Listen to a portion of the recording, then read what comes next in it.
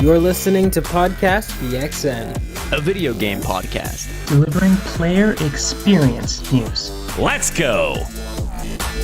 Hello, ladies and gentlemen. Welcome to Podcast BXN, episode 147. I am one of your hosts, Daniel Prindle, aka Dan is DTM. I'm joined over Discord by the Nintendo aficionado, Shannon Warner, at Roro on Twitter. Hello, the host of Large Popcorn and video essayist, Christian Macias. How are you?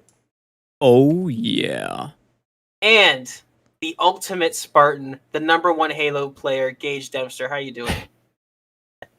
I guess I'm Gage today? I'm confused. Yeah, but you have to answer in the affirmative to what I just said. I can affirm that I am not what Gage just said. And I'm Gage. Wait, I'm so confused. All right. Just off to some regular shenanigans. Episode 147 today. The Lord of the Leaks, Return of the King. We will be discussing, revisiting, I should say, the NVIDIA leaks because there's been some interesting developments there. Yeah, beautiful title, by the way. I thought so. I was really proud of it, and I was worried that Dan was going to come back with some. It's not going to fit, but he didn't. And I'm proud. I'm glad. It may be our best title yet. I'm not gonna lie to you. I was really proud of it. I was really proud of it. I'm glad you tweeted. That made my heart happy. I've only censored one of your titles before, and it was for very good reason. You know what's funny? You've only censored one of mine, but all of mine have gotten notes because I definitely pushed the envelope on every single one of them. Okay, we're gonna start with some quick bites. And numero uno, Microsoft will be attending Gamescom this year, and it will provide further updates on previously announced games. They noted again that it's going to be, it is still going to be that same section of games that's coming out within the next 12 months, which I kind of find a bit annoying because I want State of Decay 3, and if State of Decay 3 is not coming out in the next 12 months, I'm not going to get more updates on it. So, is anyone? I'm guessing we might see some more gameplay for things like Redfall, but I'm not too sure what more they have to say about these games. But is there anything that you guys are like super excited for to see? I feel, Christian, I mean, maybe you could tell me, Silksong hasn't gotten a release date yet, has it? No, it has not, sadly. Maybe it'll get a release date. Yeah, That would be nice. Yeah, considering that it was at the Xbox showcase earlier. So, I mean, if they do have like some kind of partnership there, and it's not with Nintendo, then yeah, I would love to see it there. Otherwise, like, yeah, I think you're right. It probably would be Redfall. Maybe some stuff on Forza, but I doubt we'd even get close looks at Starfield like that. We already got a substantial look. I'm pretty sure they're just kind of finishing up that game. I don't know if there's more they want to show off just yet. See, this is what's interesting. I promise the next one's going to be quick bites. But the only reason I want to discuss this is that their E3 presentation, they showed a lot of their first-party games, but they also showed a lot of indies. So I don't know what they're going to show. Like, that's why I'm curious and throwing it up to you guys. Like, what are they going to show, right? Aside from a couple of highly anticipated indie games that didn't get release dates, like, is there a conference? Is there like an hour's worth of things they're going to talk about? Like, what do you guys think's going on here? It'll be Paris Lilly on stage saying he does not like In-N-Out. Yes, God can't cook. I think we will see some other small stuff, like indie stuff, like you're saying, Gage. Like even like the bigger indie stuff, like High on Life, for instance. I think we'll see more of that since that game's coming relatively soon. I would imagine we'll see many of the games that are coming this fall that are multi-platform as well, because obviously they won't show only exclusive stuff, or they don't always do that. So yeah, Gamescom is in August, right? End of August, middle of August, something like that. Yeah. I wonder if we'll also see some Halo stuff, whether it be campaign DLC or a teaser for Season 3 or an update or something like that. But anyways, Xbox, go ahead. I'm convinced at this point that we're not getting campaign DLC for a while, based on some things that are... Yes, I agree. But Xbox will be there, so if you are looking forward to more details on some of the stuff that they showed off at E3, look forward to that. Speaking of E3, or not E3, but the Summer Games Fest. But speaking of E3, E3 is back, kind of. So it's apparently, for real this time, going to be back next year. And it's got a new partner, ReedPop, which is the folks behind PAX.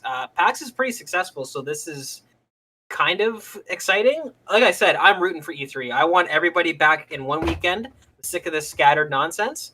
So for me, I'm hyped. But Kirby is coming back allegedly. We'll see if it happens. Allegedly. Yeah. Yeah. Fingers Kind crossed.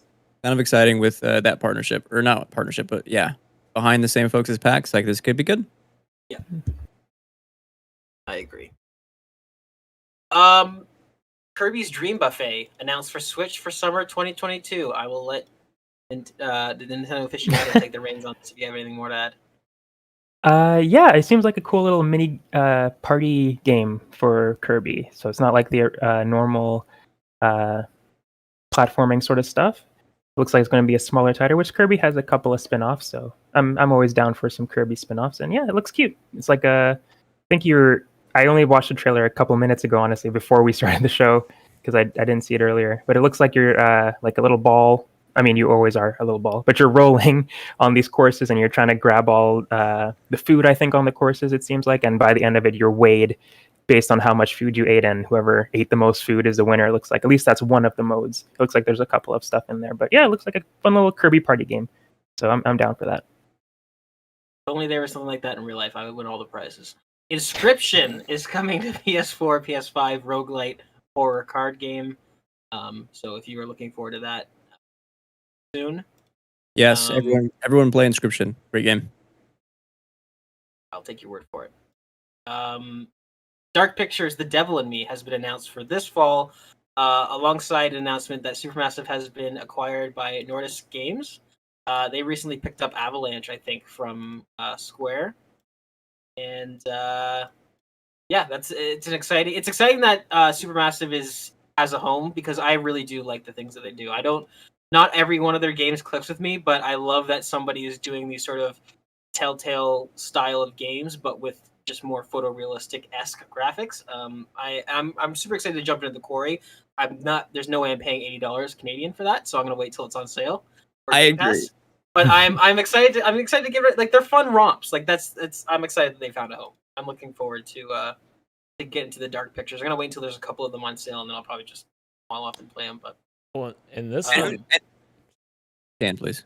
I was just gonna say, and this one is actually cheaper. So I think it's only $40 or maybe $30 for this game. So it's a lot cheaper than the Quarry was. So yeah, and it looks very similar gameplay style. So very interesting. I think this is the fourth Dark Pictures game to come out. So I'm hoping that soon they'll do a compilation. Like maybe you can pick up all four for like $50. In which case that sort of balance of price would speak to me more.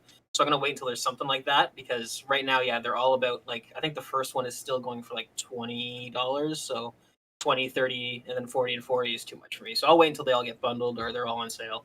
But yeah, I'm a fan of Supermassive. I'm a casual fan of Supermassive. I'm glad that they've got funding and they've got a home. Yeah, I wanted to add too real quick that I think for me this acquisition is exciting, just solely for the fact that the team doesn't have like an extra anxiety to worry about, like, you know, with every game, that they have like resources to back them up to make even better games. Because Gage, you're right, like those games are already visually like really interesting, or not interesting, like visually impressive for like the kind of scale and scope that those kinds of games are. So if, you know, with a backer like this being acquired, it would only mean we're gonna get way more cool stuff coming from Supermassive. I wouldn't trade the first season of Telltale's The Walking Dead for anything, but I can just imagine that if the graphics were something like this, they would have tugged at my heartstrings a lot more. Like some of those scenes would have been absolutely much if it had that sort of that style of animation. But yeah, no, it's good they don't have to worry about that stuff, and they won't maybe compromise their artistic vision for like, oh, let's do what's popular because we make money. In other news, though, got RoboCop FPS was showed off, and we got gameplay for it. And it looks pretty cool. And we've got Alex Murphy is the lead protagonist, and he's got the likeness of Peter Weller, which is pretty cool. The lead what? He's the lead what?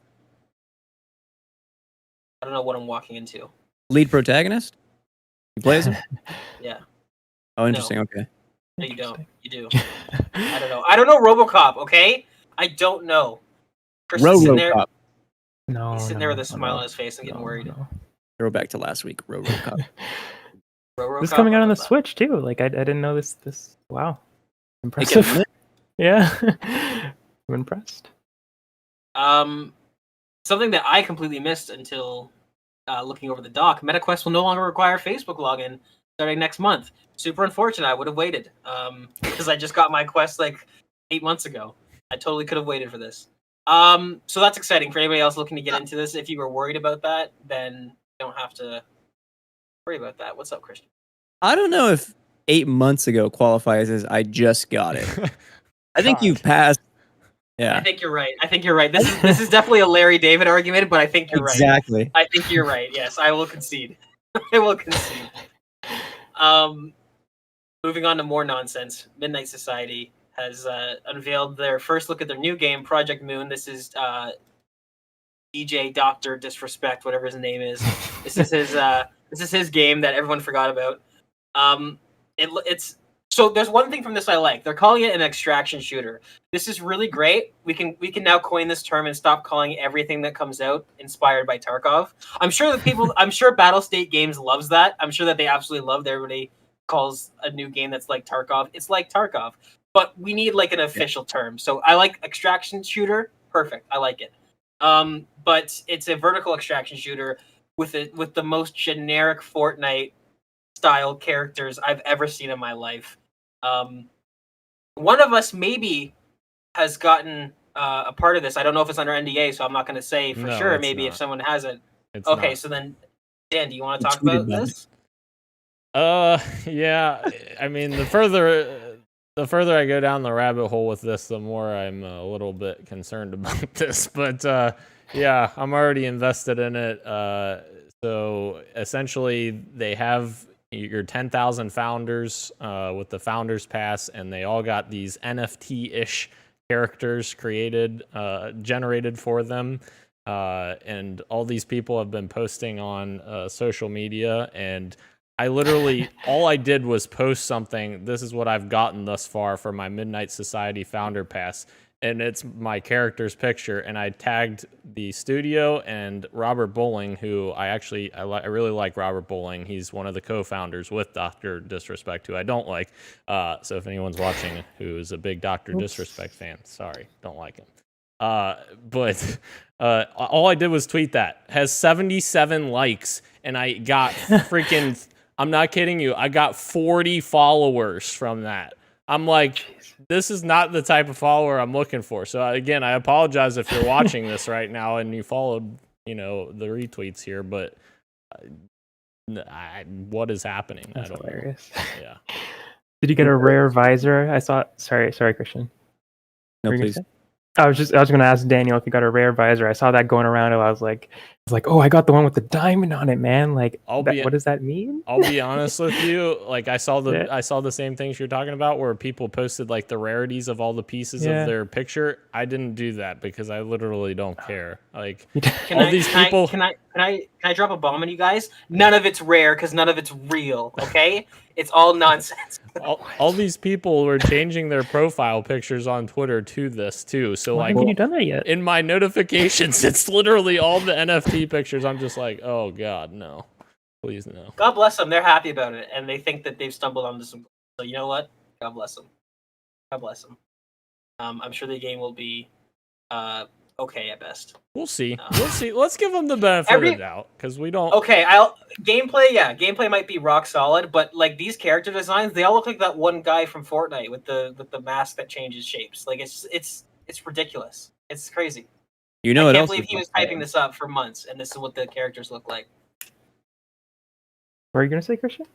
Yeah, get to the punchline. You know what else is rock solid? Yep. Oh, there is. That was it. Respawn Entertainment is rock solid. Nice. That's true. That's fair.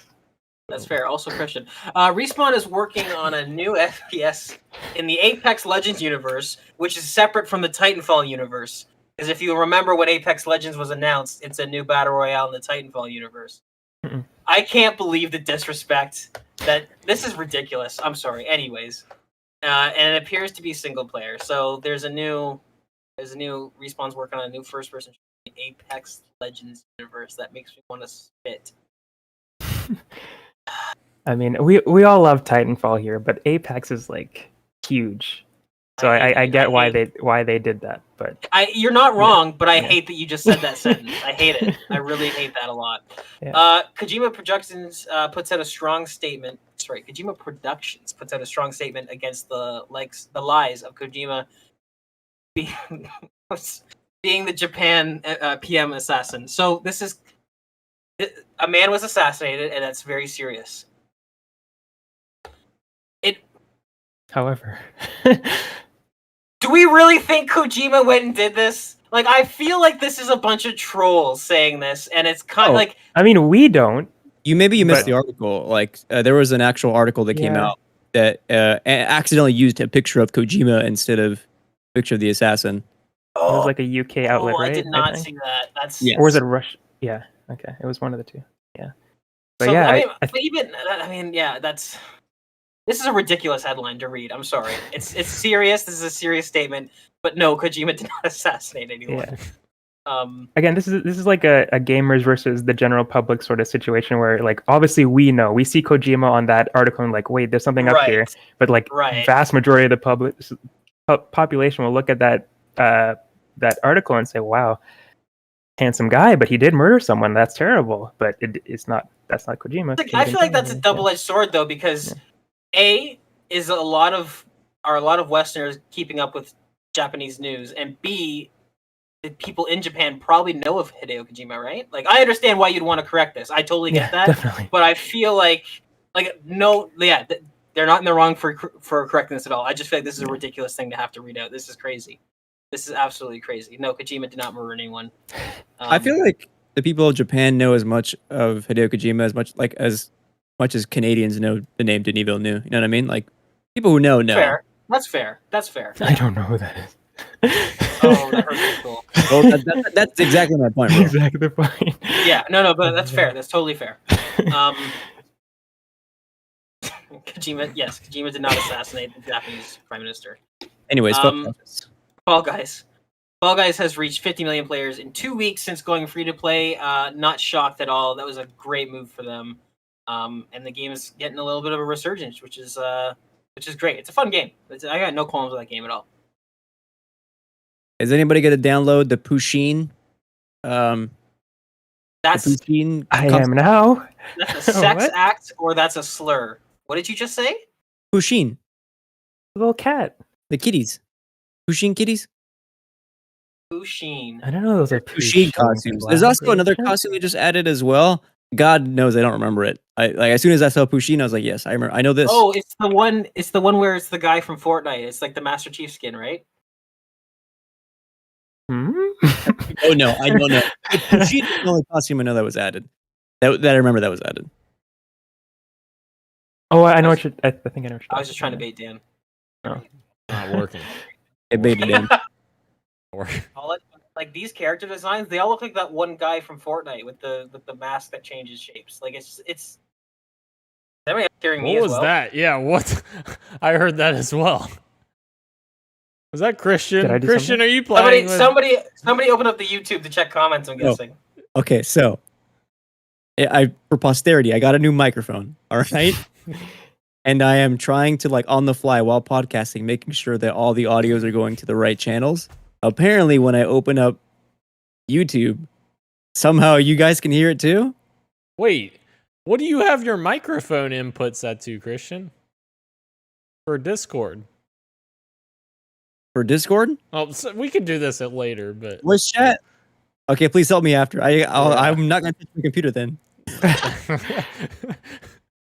I don't know. I completely missed it somehow. I must have really bad ear. No, I heard that. I definitely. It was I Gage. thought it was me for a second. Yeah, Gage repeating himself.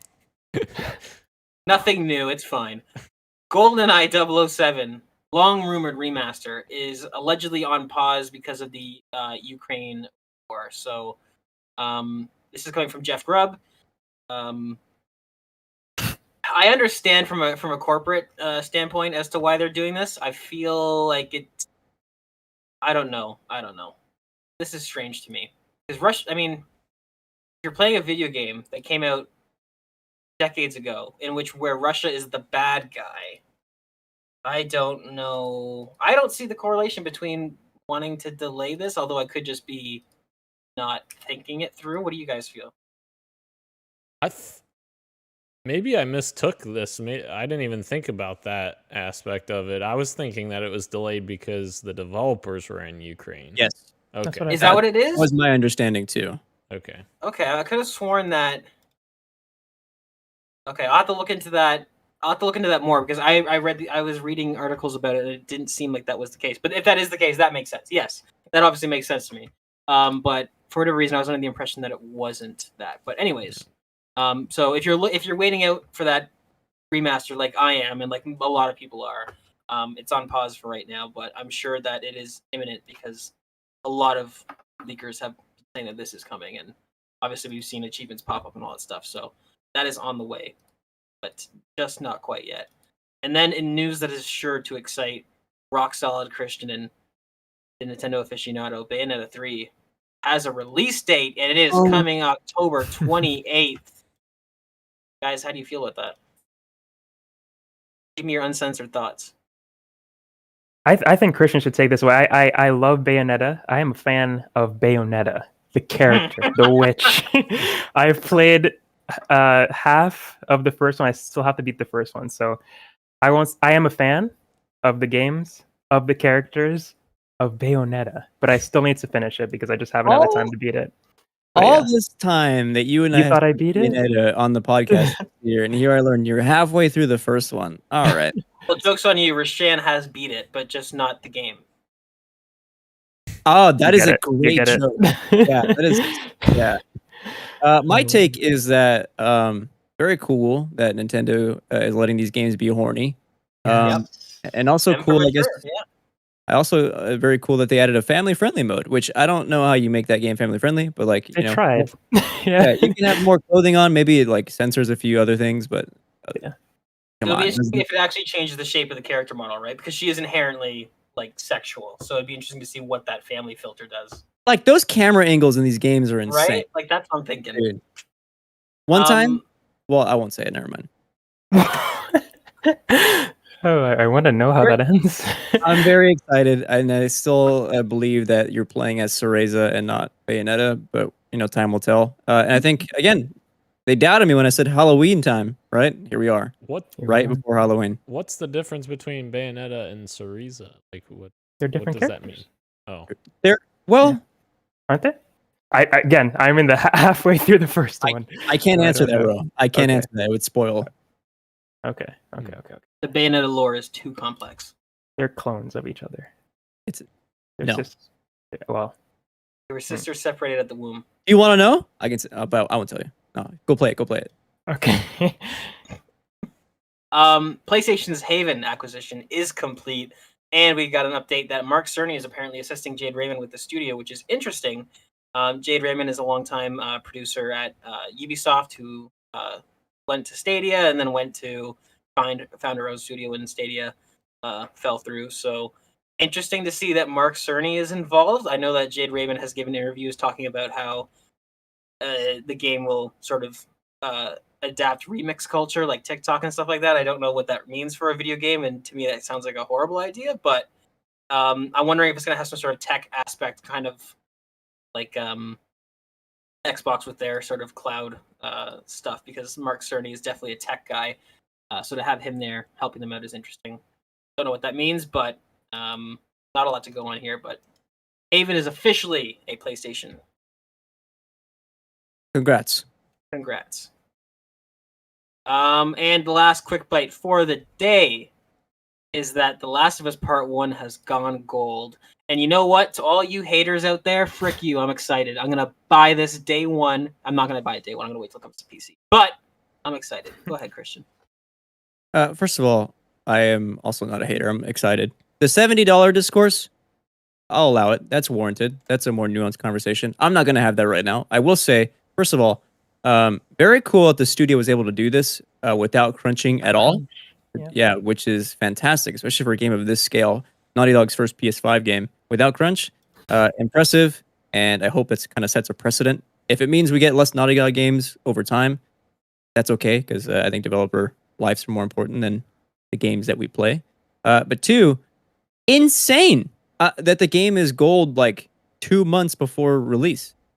Usually games go gold like maybe a month or 3 weeks beforehand. This is pretty dang early. So it makes the wait for it that much like longer for me personally. Like I want to play it now. For sure. Yeah, when you find out that a game has gone gold, like you say, months ahead of its release date, definitely makes it. I wonder if this means that there's gonna, if either some people from Naughty Dog are going to, obviously they're gonna polish the absolute shit out of this, but I wonder if that means maybe some of them are gonna assist Nixes with the inevitable PC port, because as Neil said, that's coming soon. So that would not be surprising to me at all, because we have no idea. This might be when they start shortening that gap, right? This might be December. Who knows when it comes to PC? You are totally onto something. That is incredible. Yeah, I wouldn't doubt it. I wouldn't doubt if that's what they planned. I want to stoke the fires here a little bit, as I do. The $70 discourse, not warranted. That should have been warranted for the remaster.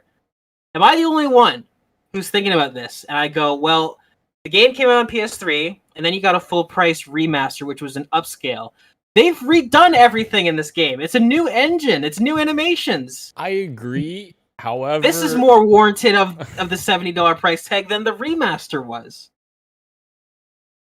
Dan, you first. Sorry. Dan, go ahead. I agree. However, when someone's already paid $140 or $120 for this game, I do think they should appreciate the fans that have already purchased this in the past. Like that's what we've talked about before. Like, give something. Like, it doesn't have to be something big. Just give something to the fans that have supported that game and that franchise for so long. Like, that's my opinion.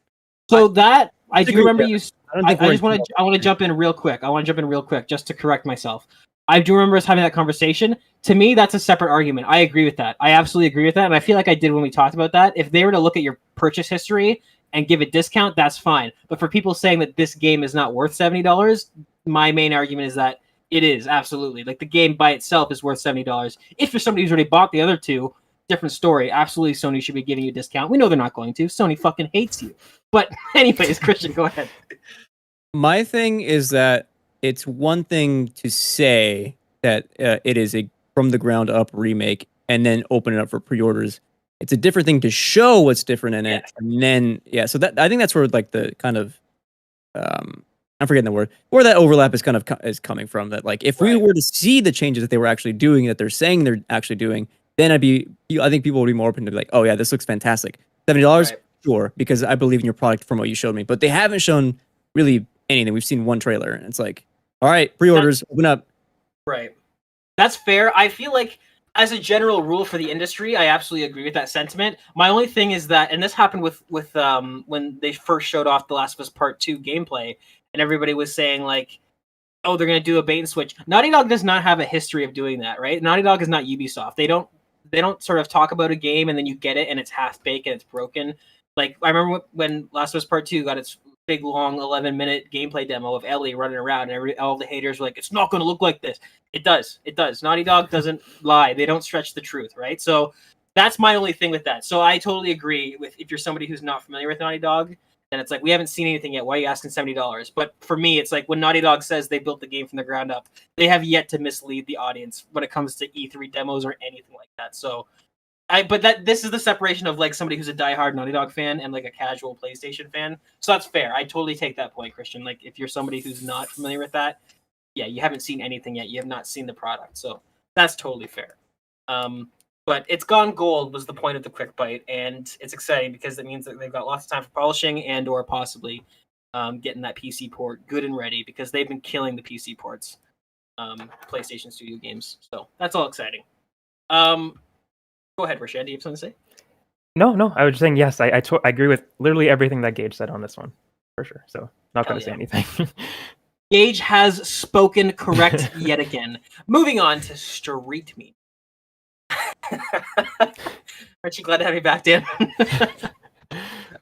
First, we've got 2 bits of Street Meat, and we actually had a third, but I moved it to PXN News of the Week because there was an interesting update today. So, oh yeah, there's that Street Meat brought to you by Chicken Breast from your local grocery store. Use code Dirty Dan at your local grocery store. Go in and say Dirty Daniel Prindle. They will give you 10% off of your meat order. Moving on. Funny too.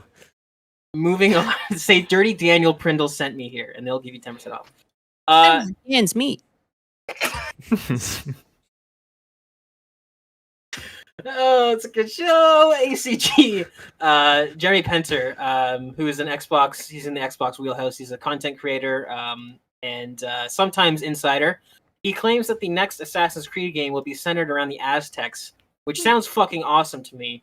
But Jason Schreier has since refuted this, saying that the next project from Assassin's Creed is apparently Rift, which is a very small scale stealth game, and that will feature around the character from Assassin's Creed Origins, and it will be in Middle East or Egypt.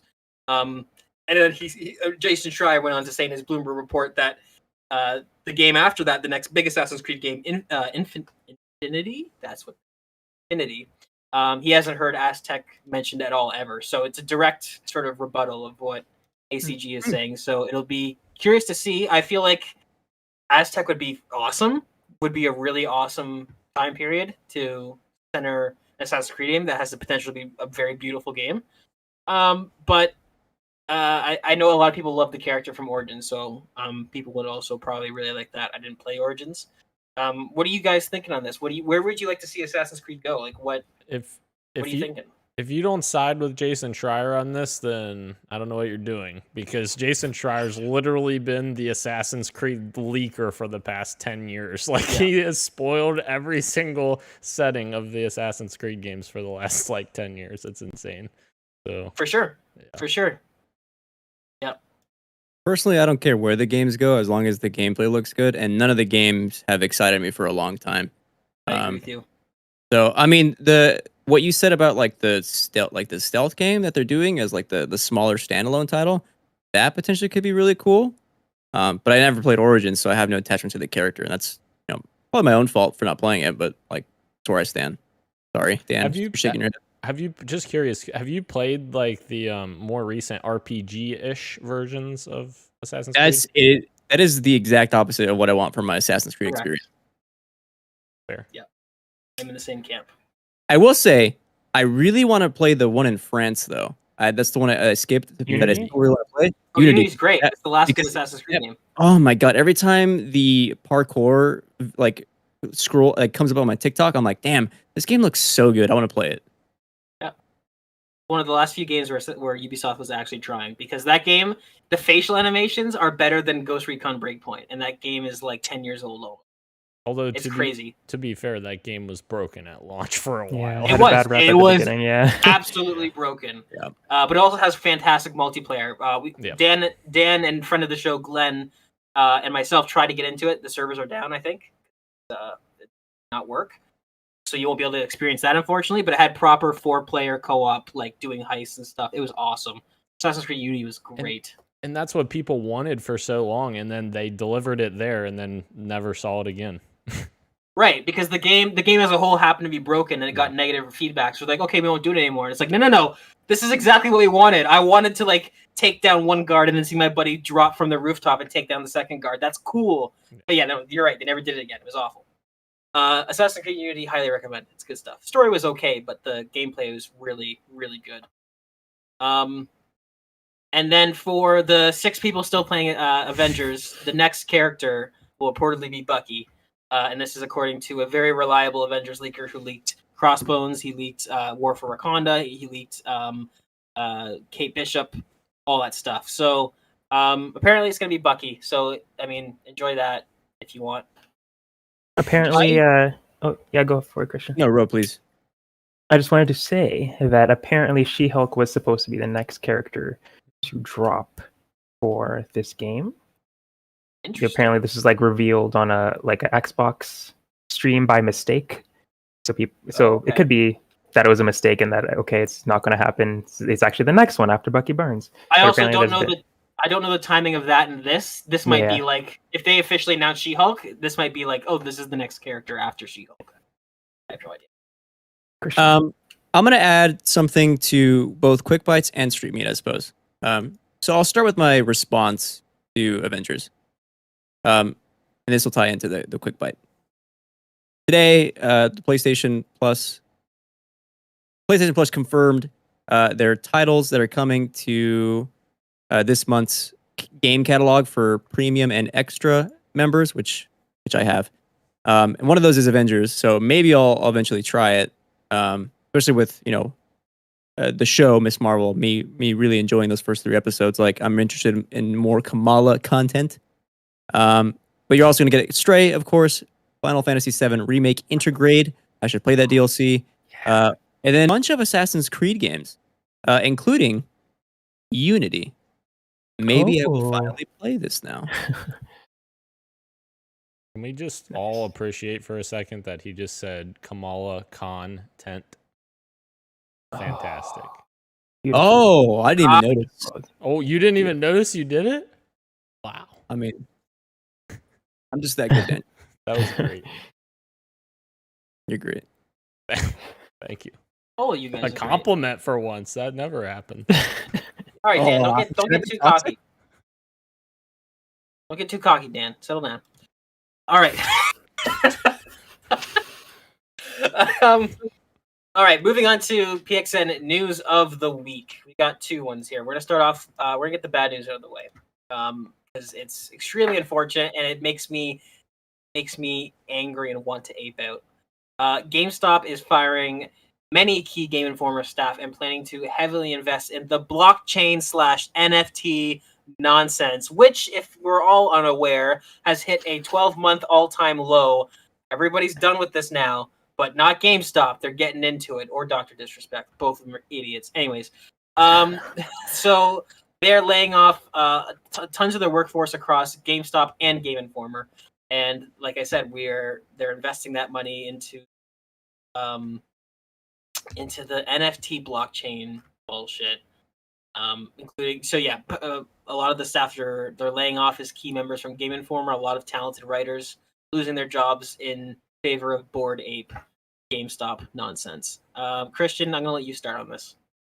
First of all, Gage, be careful what you say because one of us on this podcast is giving money to those NFT grifters. I won't say who it is, but the name rhymes with Lan. Anyway. What? Anyway, I'll start off with the Game Informer stuff because I think that probably like hurts the most as an aspiring content creator. Like, is that gonna happen for me? Probably not. But like I follow like a lot of these guys and they do really cool work. What Alex Van Aken has done with like the video content, and Alex is still there. But like the team, like the supporting team and other people above him, like how they've transformed the magazine in the past year alone, and especially like during COVID, has been amazing. I looked to it for inspiration when I was doing a lot of my like early video essay stuff, and I still do, right? But it hurts to see like people who are making quality content get kicked by the wayside because GameStop wants to invest in NFTs. Like it's tragic and it's disgusting, and it's doubly hilarious now when that market actually opened, and they had pictures, JPEGs on there for sale that were worth $50 million. But sold for like $34. It is come on, dude. Like GameStop, this is what you deserve. It's extremely unfortunate. What really makes me, like I said earlier, makes me want to ape out, which just means I want to spit and hit things and yell really loudly, is that GameStop was given this crazy, miraculous second chance with the stock market situation that happened. This company was dying, and they were given an artificial second wind that no company has ever gotten in that way before. And they decide to immediately double down on things that gamers don't like. You had a chance to reinvent yourself as a brand, and like, okay, what can we do better? Because what they were doing before, which was branching out from video games, getting into all this like just generic nerd stuff, and again, the company was failing. So what do they do upon getting the second win, this infusion, is they immediately do the same thing again. That's the cherry on top for me that really pisses me off. But sorry, Dan, did you have something you want to say? Yeah, the timing of this couldn't have been worse with me doing the whole thing with Midnight Society with their deal. And obviously I knew a little bit about what I was getting into with that because they talked early on about, they were going to have some kind of, tie into NFT or whatever. I didn't really understand back then what the hell that meant. Whereas now I'm just like, okay, well, I slightly understand it, I guess. But yeah, the timing of this is terrible because now it just makes me feel like garbage for doing that, for You're not culpable, participating Dim. in that, but not in GameStop specifically. But yeah, fuck GameStop. This is awful. Like, Game Informer is one of the best outlets out there, or at least it was before this happened. And yeah, it sucks. Sure. Yep. Alex had a tweet up saying that they felt like they were a skeleton crew before because like they didn't have very many people, and then like with 3 people gone, 3 very important people, it's like less than a skeleton crew. But they're still around. They're still making it content. They're still going to turn stuff out, and I'm going to do my best to support them moving forward. So. Yeah, but churning out that content only just becomes even harder now that there's less people, as you're saying, with the skeleton crew being even more bony. So yeah, it's upsetting because GameStop has such an awesome people working for them, and they just decide to let them go or treat them poorly for something that nobody wants and is not going to make them any money, even though I think it is. But yeah, it's a shame, and I hate to see it because, as you were saying, that I know Alex is still there, and I loved his Animal Crossing video and I think he did a Fortnite video about him and his brother. Like, I love both of those. They're like some of my favorite video game content videos out there. But there are many more people there that aren't going to be able to make those stuff for Game Informer. Hopefully, they go on to bigger and better things. But it's sad. It's just sad to see. It was like the people that did lose their jobs and they were tweeting about it. It's like, damn, this guy seems like a really nice guy. Like, I don't know who this person is until now. It sucks that this is how I found out about you, but yeah. One got fired on his birthday. Yeah. I would love to see another outlet or something like send an offer to GameStop to buy Game Informer. Like, just say, hey, we want to acquire them. Here's X amount of money, and like get them out of GameStop's umbrella, because I feel like it's an inevitable thing at this point that Game Informer is going to go down with the ship being GameStop eventually. Well, I mean, it's a double-edged sword because it's technically not anyone's responsibility, but it's unfortunate that you don't see the same. It's unfortunate you don't see the same camaraderie with game journalists that you do with game developers, because I've known from just the years that I've spent paying attention to the industry and sort of being involved is that whenever there's like a sudden closure of a studio, a lot of times other studios will be like, hey, anyone who just lost their job, apply with us. We'll give you something, right? So it's super unfortunate that you're not seeing Kotaku or Polygon or any of these places like doing the same thing where it's like, hey, you know that, and it's like we all say, it's only like 4 or 5 people that have lost their job, but I mean of a outlet, 3 people, but of an outlet that's already small, that's a big percentage, right? But I mean, yeah, it's unfortunate that we're not seeing sort of other outlets kind of offering to sort of take them in. I will say, because you're absolutely right, and I agree, and I want more of that to happen for journalists. That'd be awesome. I will say one thing that I really appreciate that, and this is a shout out to the Kind of Funny company. What they do with Games Daily is it allows them to have rotating guests every week, and then choosing to like move aside from that. I think from whatever their in-host plan was for that day, and then opt to instead use 2 of the 3, because at that point the third hadn't wanted to say who it was yet. It was just the 2 that were public, saying that we were let go. Kind of Funny was like, okay, well then these 2 are going to be our highlighted guests for today's episode, and like they were able to get like a lot of exposure that way. So I thought that was really cool. That's really cool. Yeah, that's awesome. Yeah. But it's super unfortunate. Again, salt in the wound for all these guys who are getting fired, and then they read an article and they find out, oh, we were fired for NFTs. That's so good. It's not like they were fired because GameStop wants to put funds into like a game rental program or something that's going to benefit consumer. No, NFTs, the thing that nobody wants, especially gamers. So yeah, like the wise Daniel Emanuel said, fuck GameStop. And the second bit of PXN news of the week. This was originally a stream meet, but there's an interesting development on this. So, hackers earlier this week claimed to obtain pictures of an internal. Christian, just let me. I got the second part of this. All right. Please. Okay. Now I'm thrown off because I don't know what you're about to type. Go ahead. Can I? Yes. Can I? Hackers claim to obtain pictures of Bandai Namco's internal release schedule for fiscal year 2023. Now, a lot of the dates on this were wrong, and it was originally dismissed as being fake. However, an interesting update is that 11 hours ago, Bandai Namco has confirmed that it actually was indeed hacked, and so it's kind of thrown that into question now. Now, I don't know what Christian, what you have to say here, but what I was going to suggest, if I'm allowed to, was that it could be that the picture that these guys released maybe was from a couple of years back, and it was from, and that's why the dates are off. But anyways, it mentioned things like Elden Ring DLC coming out in quarter 3, I want to say, fiscal year 2023, which obviously is not going to happen at this point. But also Armored Core was listed there, which is kind of what a lot of people are thinking is next, is From Software's next game. Christian, what do you have to say? I'm of the belief that that mock-up picture is definitely fake, and it was kind of going around, and it's led to believe that it is maybe true because they're using some stuff also from the NVIDIA leak. It's made to look a bit more believable.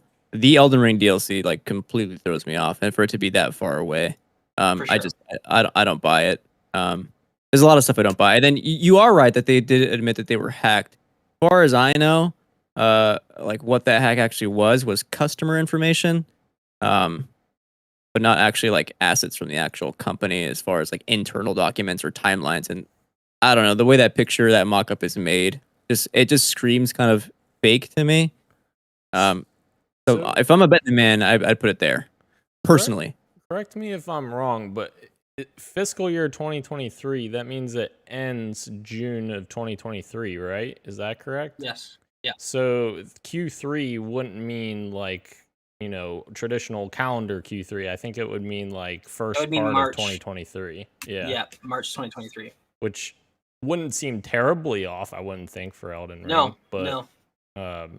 I don't know. I But have no idea if Q1, this is- but the thing that throws it off and why people thought it was fake is that Q1 for Armored Core, I think, has already right. come to pass. That would be right. Right, It which would is be in why the next 3 months. Yeah. Yeah. Right, which they're not obviously going to announce and then Right. just immediately drop, right? So Yeah. that's why a lot of people were saying that kind of throws it out of the water. Now, again, if they had leaked, if they had gotten some old files and this was from like an investor's slide that from like last year, right, where this was their original projected, and then they've changed it since. But yeah, it totally could be fake. The only reason I bring this up is that it does say it is another piece of, could be false information that suggests that Armored Core is the next FromSoft game, which From has said that they have whatever their next game is in the final stages of finishing up. So maybe it's that, but we'll see. We shall see.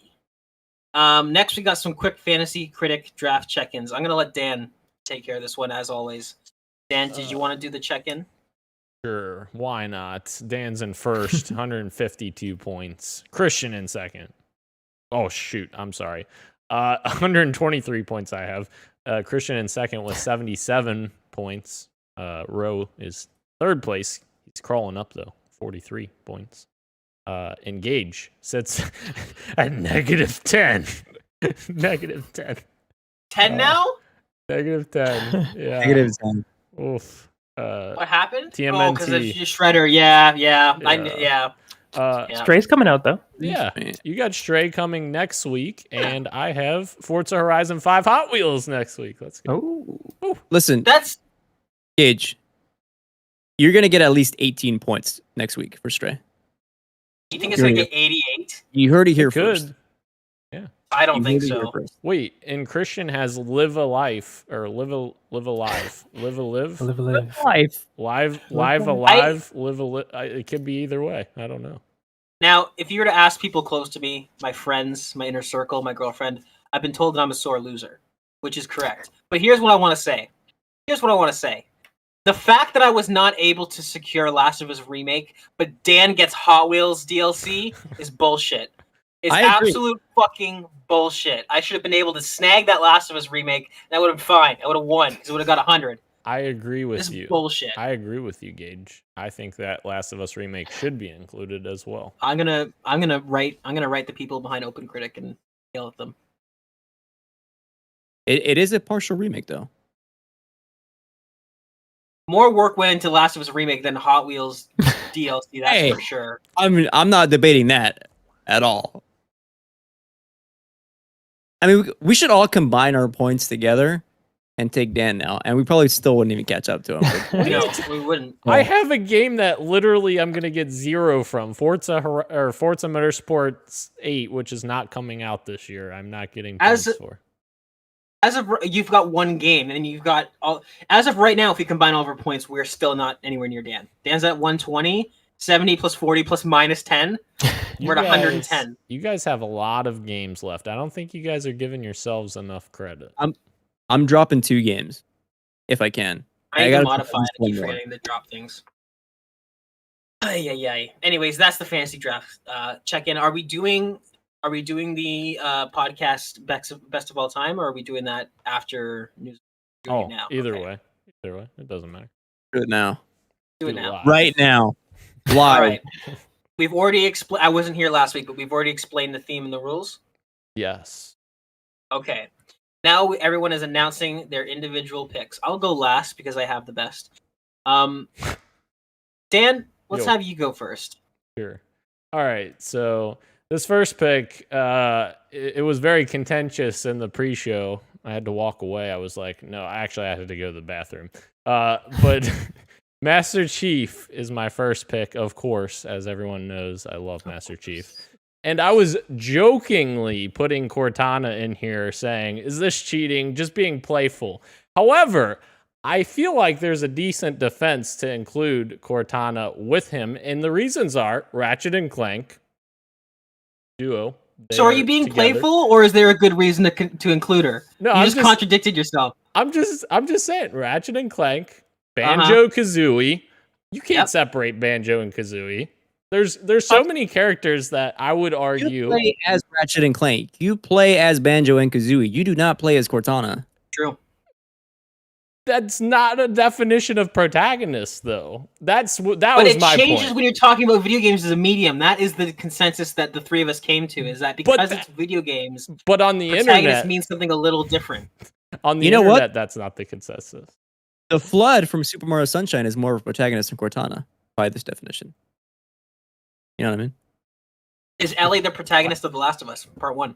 She Yes. is a protagonist, yes. No, she is thematically, but she's not the Thematically. protagonist. She's not the protagonist. She is a protagonist, yes, she is. How is she She's not? the- I don't think that works for Left video behind games, DLC. though. If this was a show, she would be a protagonist. But when you're talking about video games, the protagonist is the character you play as. But there's not one protagonist. Like, even if you go to best of all time protagonist lists, I went to them earlier today. There's tons of people on there that aren't playable. In my opinion, and like you guys are welcome to your own opinions as well. I'm not saying you aren't, but like there's so many different characters that you could define as being a protagonist that aren't playable. And the point Okay. of Dan, Yo. you won me over. I am agreeing with you. You're 1000% right. Yes, this makes a lot of sense. However, when you say plus Cortana, I don't like the plus. No, I was just, that was me being playful, but I was being serious when I was saying Cortana is absolutely a protagonist. And I almost said Cortana instead of Master Chief just to spite you guys. I just want to tell you that. That would have been a better pick. Cortana's more interesting than Chief. What? Get out of here.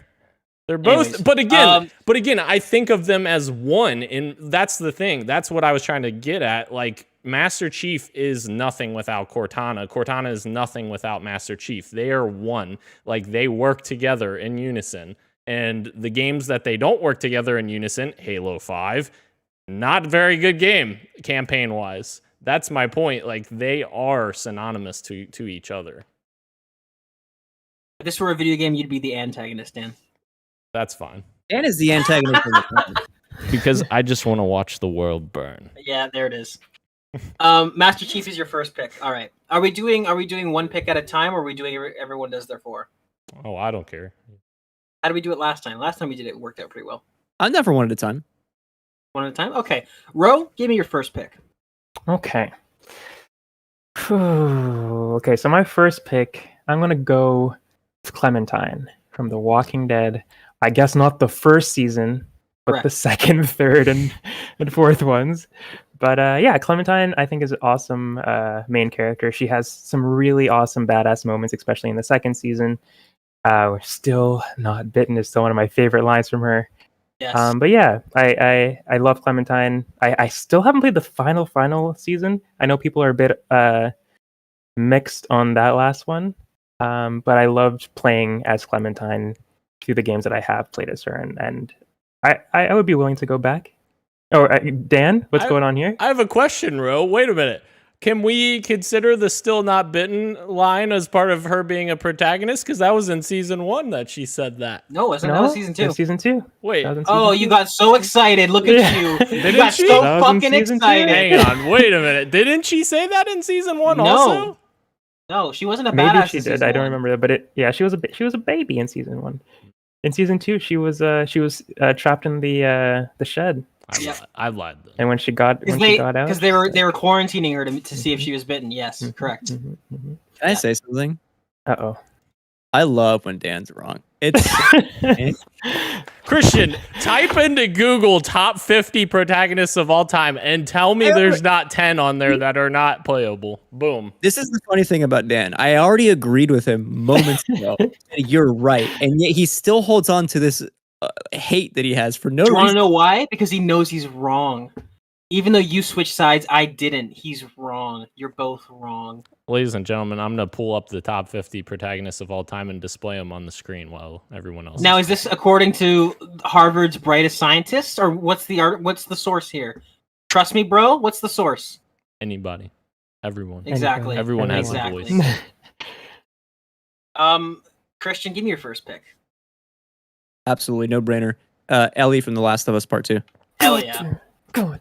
Hell yeah. That's 20 years ago. I'm sorry. I should have picked that one first. This is gonna be a bloodbath when we get No, to the it's okay, polls. it's This okay. is gonna be a bloodbath. This is gonna be good.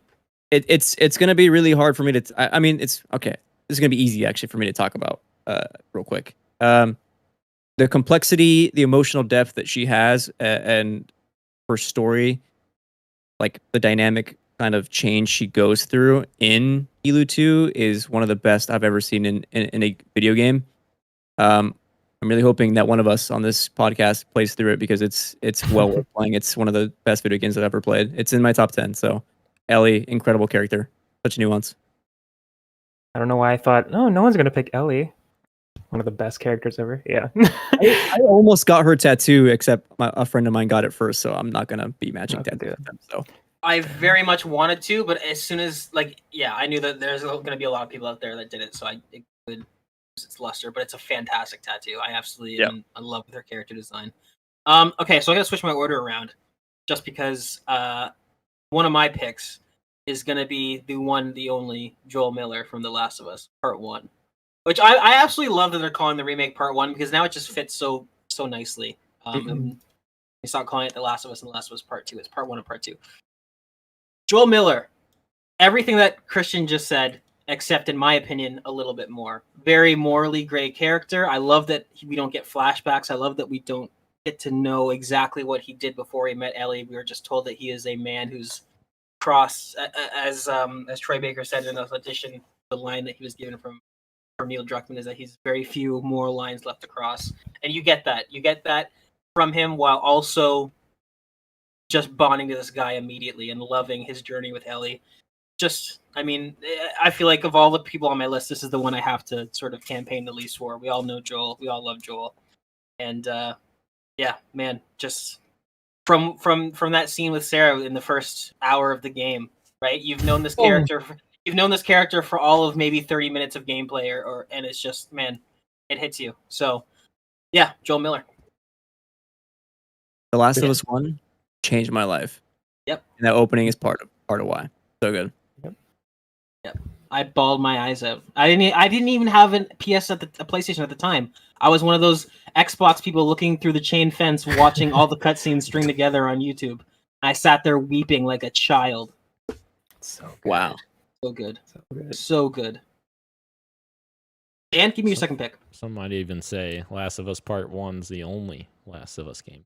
My No. second. Fuck. Most What? people would also say protagonists in video games are people you don't play as. But anyways, continue.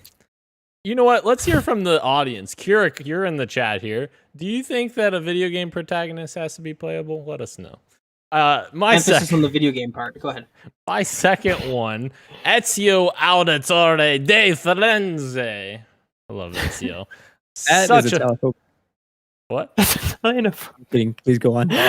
Such a fantastic character. This was literally the renaissance for Ubisoft and their characters and their stories of the Assassin's Creed games because, well, it was also quite literally the renaissance, but it was really good.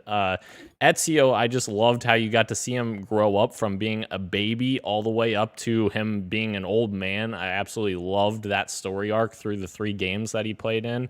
And like he's such a likable character. He was always very lighthearted, and by the end of the franchise and Revelations, I was absolutely like just invested in him as a character, and absolutely loved the stuff that they did with Altair and him when he was old man. So, love that Ezio. So good. Did he ever stop being a baby though? Okay, I'm just bugging. I should have put Connor on my list just to bug you.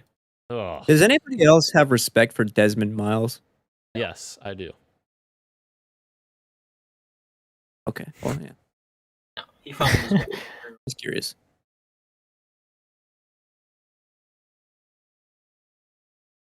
Bro, what you got for me? Oh, What's I'm your next. second? Okay. So my next pick is the hero of time, Link. No. Yes. Right back Wow. at you, Christian. You stole Ellie from me. I steal Link. the Which hero of one? time. I have to pick one of them? No, No, that's how He's, no, he's the no. same. No, he gets all of Do them. you have a specific choice for Link? get If you all do, of then them? I will. He's if the you have a- same character. I would no, say he was a specific you're but not. Is I mean, okay. he's reincarnated. Okay. I don't Christian, know. if- I'll I do that. don't know Zelda. Is it like a Spider-Man situation where there's different Spider-Men, or is it Link? Like, is Link the same soul? The Link same is not the same Link. Christian's right. He's not. It's not the same guy. He doesn't carry his memories all the time. It's a hero of time reincarnated for certain time periods and eras and all that kind of stuff. So Toon Link is not the same as Breath of the Wild Link and all that stuff. So Christian, if you do have a specific Link, I will choose a specific Link. Rashan gets to pick first though because you Definitely. chose- Yeah. Yes. Okay. Definitely. And Ro, you can have any Link or like all of them. I will let you have. Oh, okay. For the purpose of this thing, yeah, Link, go for it. Yeah. Take it. Okay. Okay, I will take it. If I do, I am curious to know what specific Link you chose though. But I am, if you will allow it, I will take steal Link. But yeah, he has so many badass moments, even more than Clementine. He's such a humble guy, quiet guy, thankless. He does all these amazing things for little to no reward, always protecting the princess, all that kind of stuff. But he's such a cool character without saying pretty much anything. But you still like get that emotes like. What Samus has gotten to do with the most recent game, Link has been doing, I think, for all of his games. Without the speech, you get what's going on. With his little hias, you still feel it. But the Wind Waker, the battle between Ganondorf and Link lives forever rent free in my head. I love that battle. But there's so many more across the franchise that I think I make a good argument as Link being the best protagonist if I got a little more time. But yeah, Link. For sure. We should make a point, all of us, to do those videos as well to make our case with our polls, because that Yeah. was quite good. And somebody who throws everyone under the bus with their video. I don't know what Question- you're talking about. Before you go, Christian, Keurig has responded to my question in the chat, and unfortunately, I shouldn't read this, but he says, You "Good should. question. I believe the protagonist must be playable. That means games that switch between characters is what makes them a protagonist. That means Abby is a protagonist, and I say this because The Last of Us Part 3 will all center around Abby and may have a cameo from Ellie. heck, you're speaking to a guy that was fine with Ellie being okay. I'm not gonna say that That's 'cause really it's a bad. spoiler, but Eric, I would almost disagree with you at the very end. I think Tilu Part 3 will have to revolve around Ellie. Like Great. Abby may be featured in it a little bit, but like that is Neil has come out and said like The Last of Us is not Troy, Joel and Ellie. Sure. Like The Last of Us is about them. Okay. Anyway, I mean, even though he plays Abby, like it's still revolving around the story of Ellie. That's I hope did so. did he say that this story is a trilogy? Like has Neil expressed that he wants to do 3 games, or did he just say that The Last of Us in general is centered around those 2? If I remember correctly, he said that he had a story in mind, but nothing has been written. Okay, Just like I would. the same way Tilu Part 2 had a story in mind, but nothing was ever written after Part 1. Okay, He said if we have a story we're telling, we'll tell it. he should have Yeah, kept that I story would in his pref- head.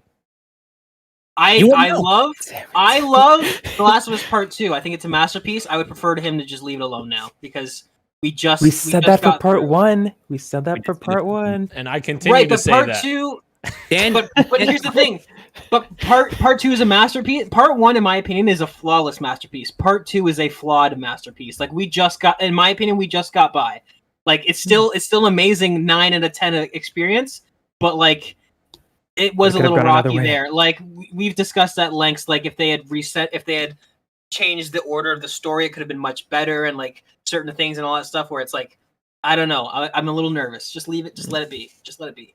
We could do an entire episode on Last of Us. That'd be awesome. That would be a great idea. We should start doing bonus episodes where we just discuss certain topics. That'd be great.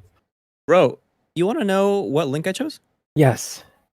It was a Toon Link. When we Yes. Yes. I would have stolen from you then.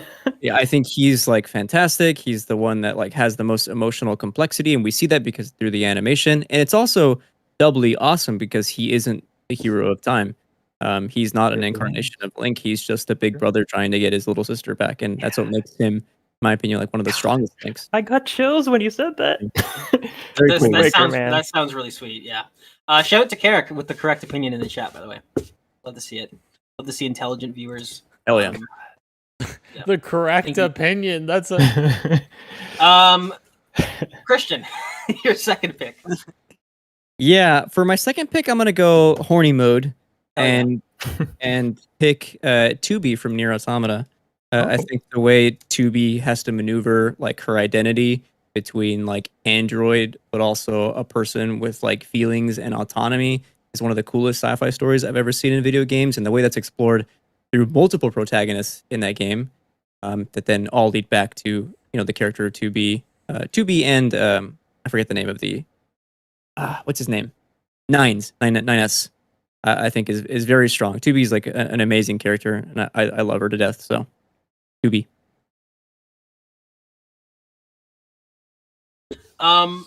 My second pick, which was originally my first pick, because he's my favorite fictional character of any media of all time, is the one and only John Marston from Red Dead Redemption, specifically from Red Dead Redemption 1. Although, as a fan, I actually liked what they did with him in the second one. I liked that they made him more flawed, because to me, that adds depth to a character. So I loved seeing him in his immature phase where he wasn't doing the right thing. But John Marston, specifically in Red Dead Redemption 1, is a character that kind of awoken something in me where I really discovered that video games could be art and could really have a lasting impact on you. John Marston is such an interesting character. We have a lot of anti-heroes on this list that we're going to talk about, but John Marston, of all of them, is including Joel, I think is the most pure representation of what an anti-hero is, because he doesn't catch feelings with any of the wonderful cast of characters that he meets along the way. He is solely doing whatever he needs to do to get back to his family. He is not doing anything for the goodness of the world or the goodness of his heart, hunting down his old gang members. He's doing what he has to do because his family is being held hostage, and he does whatever he needs to do to get back to his family. And that really stuck with me as a kid. I don't know why, but it was just something that I found really beautiful. And when he does finally get back to his family, him and his wife start arguing immediately, and there's something so beautiful, and there's something really special about Rob Wiedoff. He's only voiced this character. This is the only acting credit he has to his name, and he killed it, and he absolutely killed it. So there's something, I think, outside of the lore of the game, there's something unique with this character where as much as we love Troy Baker and he kills it as Joel, it's like he's done a million things. And even Nolan North, who's amazing, he's done a million things. Laura Bailey is amazing. She's done a million things. I think it's really cool that we have this incredible AAA tier performance from this guy who's only done this character, and that's it. And you won't hear his voice anywhere else. So John Marston is my pick. He's my number one pick. I love this man. Yeah, it's like I said, my favorite character of any media, of any fiction of all time. Heck yeah. Yeah. Dan. Yo. And I'm gonna throw out a hot take just because we're keeping it spicy this week. Red Dead Redemption 1 is still Rockstar's swan song. Dan, who's your third pick? John Marston is such a great pick, Gage, and he's also, a great protagonist in Red Dead Redemption 2, alongside he plays him. Alongside my third protagonist, which is Arthur Morgan. My goodness. I think in the same vein of John Marston, well, of course, this has changed now because there is a new project that the voice actor of Arthur Morgan is in now. But previously, he wasn't in anything either, and he kind of came out with this voice, and you're just like, holy crap. And coming on the back of Red Dead Redemption, I'm like, there's no way they're going to make a protagonist as compelling as John Marston. And they absolutely did that with Arthur Morgan. Like, he is such an amazing character with a ton of depth, and this gravelly voice, I just freaking love it. It literally is just so pungent. I don't know the best word to describe that, but the end of Red Dead Redemption 2 absolutely just woo! That was a tearjerker. I want to add something real quick, and this is not to diminish your pick at all, because Arthur Morgan is a fantastic character, and I don't blame you at all for picking him. But the brilliance of Arthur Morgan is, like you said, thinking that you couldn't top John Marston, and then you have this character who does, but then they also, not only do they create this fantastic character who's brilliantly written, brilliant voice acting, but is also used to set the stage for the character of the first game, because how John Marston starts in Red Dead Redemption 2 versus how he ends is directly because of Arthur Morgan. So Rockstar, that's a brilliant 4D chess move in terms of writing. Like, Rockstar does not get enough credit for that. The fact that this character was introduced was so high quality, but then also was necessary to the story of Red Dead to actually change the character who ends up being the protagonist of the first game. It's incredible. Absolutely incredible. Rockstar killed it with that. Go ahead. I'll add to this too, because I wanted to mention it too before Gage put it so beautifully. When I got to the end of Red Dead 2, I was like, man, what an amazing game. I love this. And to only then enter the epilogue, and I was like, yup, this has entered S tier, like, masterpiece levels of game. The way it, like, recontextualizes 1 was, like, beautiful. It was literally like poetry. It was so good. It is. It's crazy. They don't get enough credit for that. Like, that is something that is so, yeah. I'm sorry. I agree. Keurig is asking if any of us picked Aloy. We haven't finished yet. I know. Oh. But Oh. Aloy? I don't have it. She was not even an honorable mention for me. No. I mean, she's not on my list either, but I only mention that because these two knuckleheads down below, actually, I don't know the orientation of how it looks on YouTube, but these guys didn't write their list. They're writing it as they say it. So I don't know. But apparently, no. The answer is no. Sorry. Aloy's not on. Also, isn't that a bit on the nose? Everything's metal and her name's Aloy. Is that explained in the games? Don't tell me. I'll play it. Who are we at now? We're at Christian, your third pick. No, Ro. Are we? Is it me? Did Daniel went? Please. Okay, sorry. Okay, so we have 5 picks or 4 picks? 4 picks. 4 picks. Okay, so this is your third. I did my second. Sorry, I thought I was on my third. Okay, gotcha. Okay, so my next pick is Sora from the Kingdom Hearts franchise. I don't think anybody here has played Kingdom Hearts. Just me on this one. Oh, Christian, you have, but you didn't like it that much, right? I played one. Yeah, played one. I watched Advent Children as a child with no context, 0 context, and thought it was amazing. Completely different, but okay. Made by the same company, I guess. But yeah. Anyways, Sora, yes, I think nostalgia has a big part to play in why I chose him. But Sora is a fantastic character. He, like Link, is similar to Link, is selfless, humble, and is just trying to get his friends back together. Like this epic journey that he's gone on for like the past 3 games is just so he, Kairi, and Riku to just be on their island chilling again, man. Like that's all he wants. But the freaking darkness and all this crazy stuff happening doesn't let him. So yeah, Sora has had a lot of awesome moments throughout the franchise that I would definitely go into if he makes it in the top, you know. But Sora is my third pick. Fantastic character. Awesome battle scenes. He's just a cool anime character, man. He's just a cool anime kid. Can't wait for Kingdom Hearts 4. Sorry, I was distracted by Dan skinning What are a you small doing? animal on his desk. I literally spilled my entire cup of water all over my desk here, and so Oh, I no. frantically Oh, was good. drying it up. Yeah, I'm an idiot. Everything good? Yep, I'm just dumb.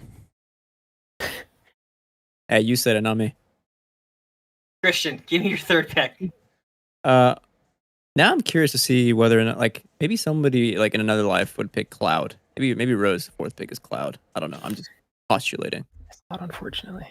Okay, my third pick is I was lucky enough to snag this character because I realized nobody else did it, and I think he's worthy of at least being in the conversation. I could have picked it. Should be a top 10 maybe. And that is Geralt of Rivia. Oh, good pick. Having only played Witcher 3, I think it is a testament to the writing, as we've mentioned plenty of times on this podcast, of how compelling he is as a character.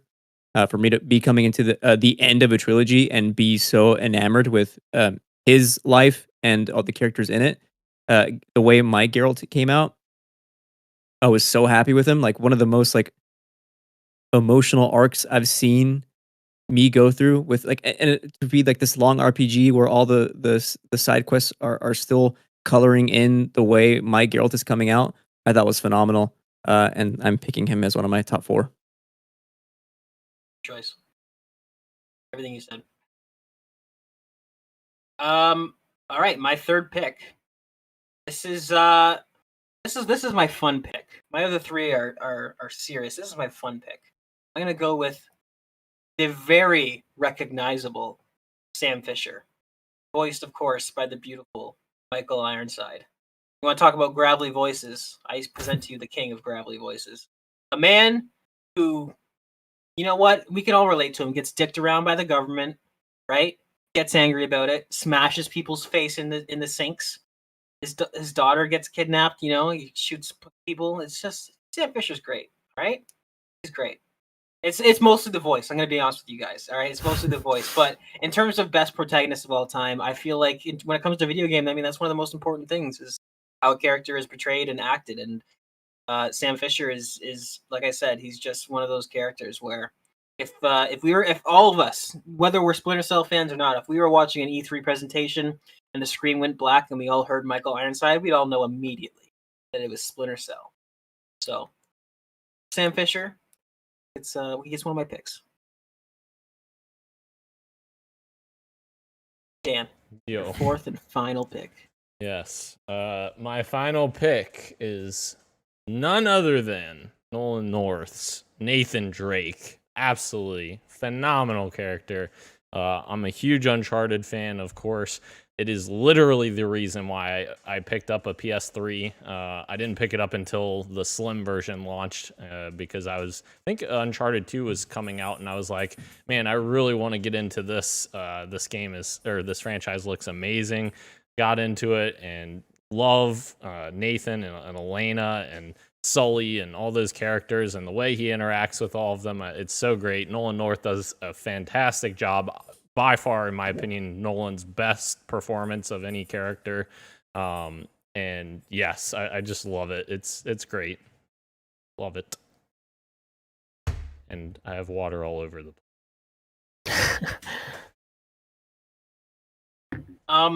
What do you mean Nolan North's best role? You didn't like him as Untitled Marine in Halo 3? Yeah. Actually, he did play was it Mickey? He's in all of them. He played Mickey in ODST, right? Yeah, but I think he's in Halo 2, 3, and Yeah. Reach as Marines in the background. He is, yep.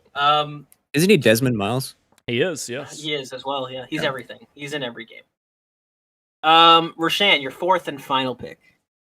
Oh boy. Okay, my final pick is going to be Kratos from 2018, God of War. You want to talk about a character that has been reimagined? That is Kratos in 2018, completely different character, and in the best way possible. Curry Barlog on his team did a fantastic job.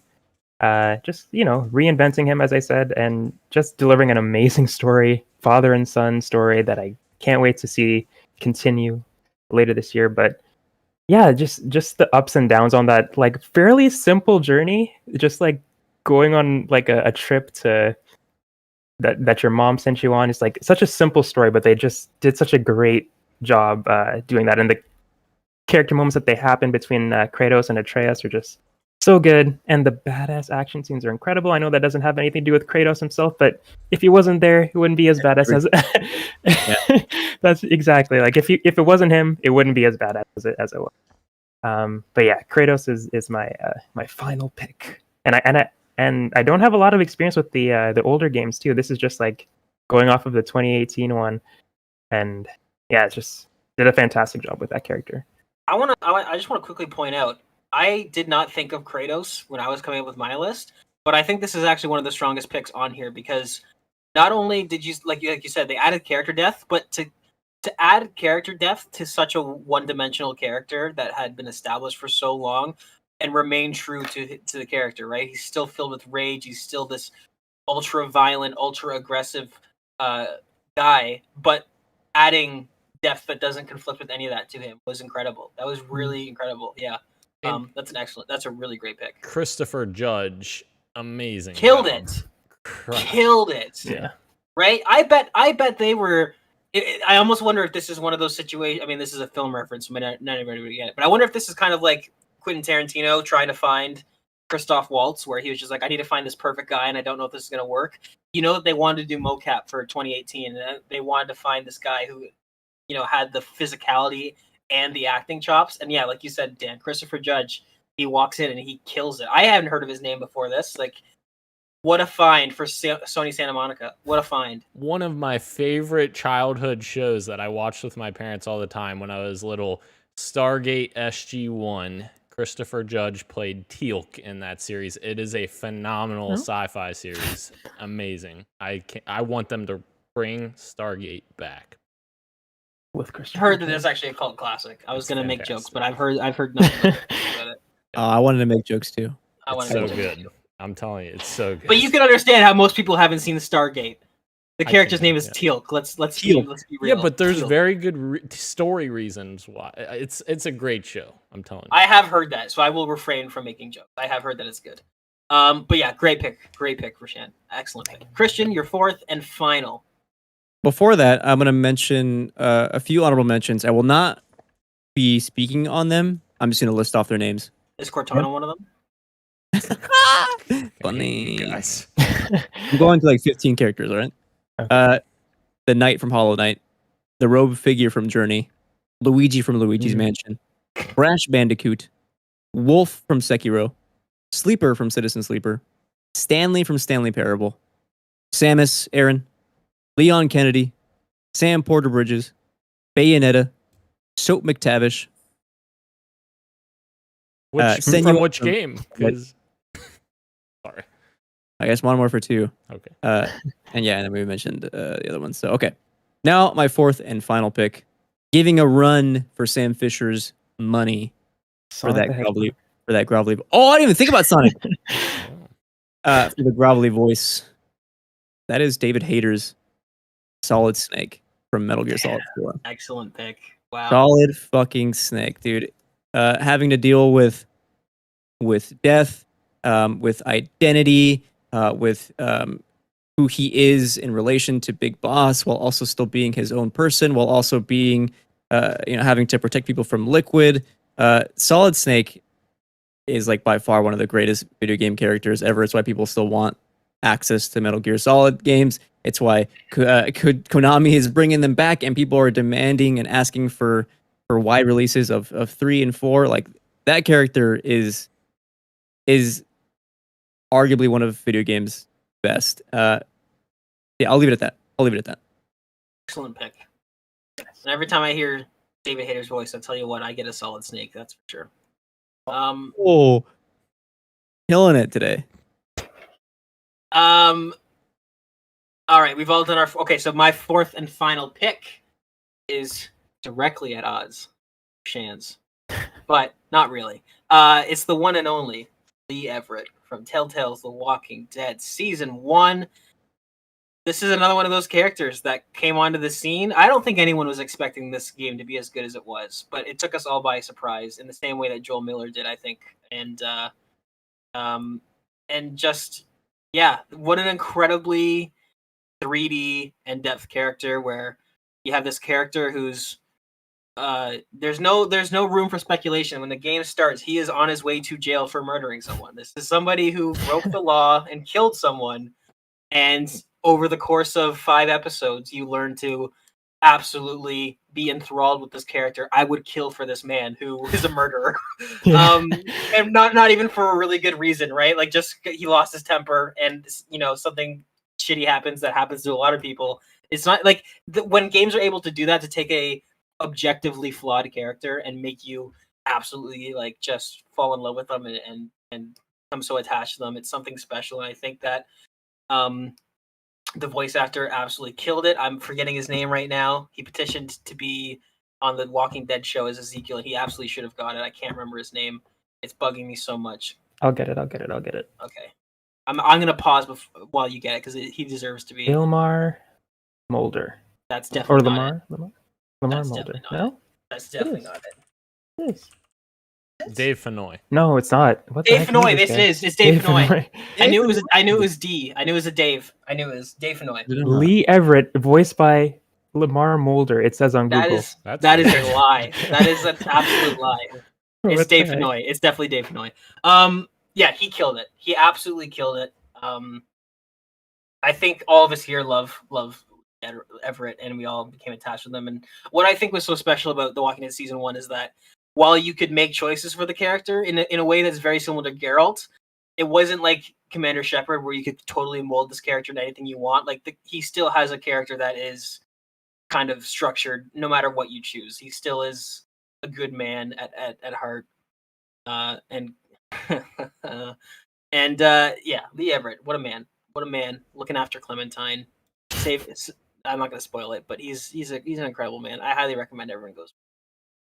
The first season of The Walking Dead, fantastic game. Christian has a secret. Christian, tell us your secret. Speaking of which, I have a secret.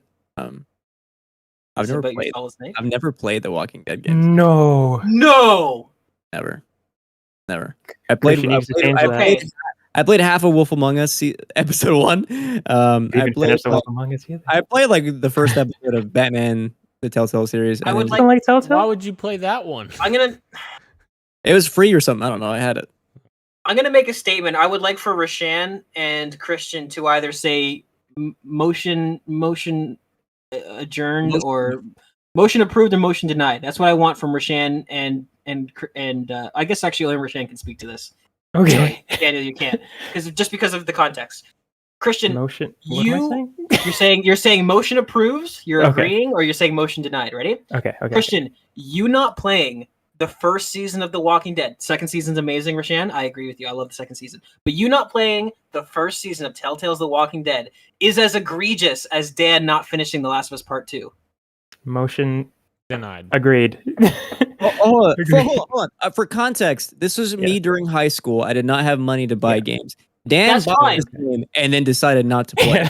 But Full-grown now adults, how dare you. you've been enlightened. Now you have no excuse. So from this day I'm forward, scared because I've heard those games like don't age well. Gameplay. they are janky That's as true. fuck, That's but you true. will still cry regardless. I played it on the Vita. I played it on the freaking Vita for the first time. And That's you where I wept like played a it, and it was child at the jank end, as didn't heck. you? Pardon? Here we You go. wept, Yeah, you wept like and I a still child at the cried. end of it, didn't you? Yes, you did. Yep. I mean, Absolutely. I've seen the end of the first season. Oh, I- that's It's I've okay. never had spoiled a long time. But I think guess you can it's still when enjoy it. play the game. I think the impact will still hit if you spend 5 episodes with these characters. 5 episodes are only like an hour and change each. All right, this needs to get moved to the top of your backlog priority. It isn't. However, I am literally on GG right now, and I am adding The Walking Dead to games I want to play. At least the first season. At Yeah. least That's the okay. first season. We forgive you, but I don't. play it someday, at least, eventually. There's I so will- many games I will that try are to- like that for me too. But yeah. No, I will try to play it by the end of this year. I like that. All right, we're running late again because I'm hosting. What you got for me? We haven't even gotten to the topic of the show yet. My lord, what you got for me, Danny? What have you been playing? Was that last week that we all played Fall Guys? Right after Yes. the podcast? Yeah. No, And no, I no, wasn't. yeah, I you- wasn't invited. I wasn't You- invited again. It was after the podcast. What do you mean? Anywho, yeah, we played Fall Guys. We Yeah, played who Fall won? Guys, and yeah, Christian. Dan. Christian won too many times because Too many times. yeah. Okay, so to be fair, on the last one, was it the last one we did? I was literally like the second level from the top, and Glenn can attest to this because Glenn played with us, Gage, because he was online.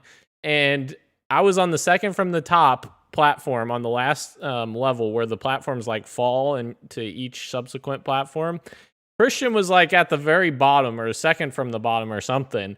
And I'm literally up there. I'm like, Glenn, where's he at? Glenn tells me where he's at. So I look around while I'm jumping around and I see him. I'm like, I can totally fuck him over right now. So I'm jumping on my platforms on the second from the top. And I'm like, I'm going to jump on this one platform and he's screwed because there's no other path.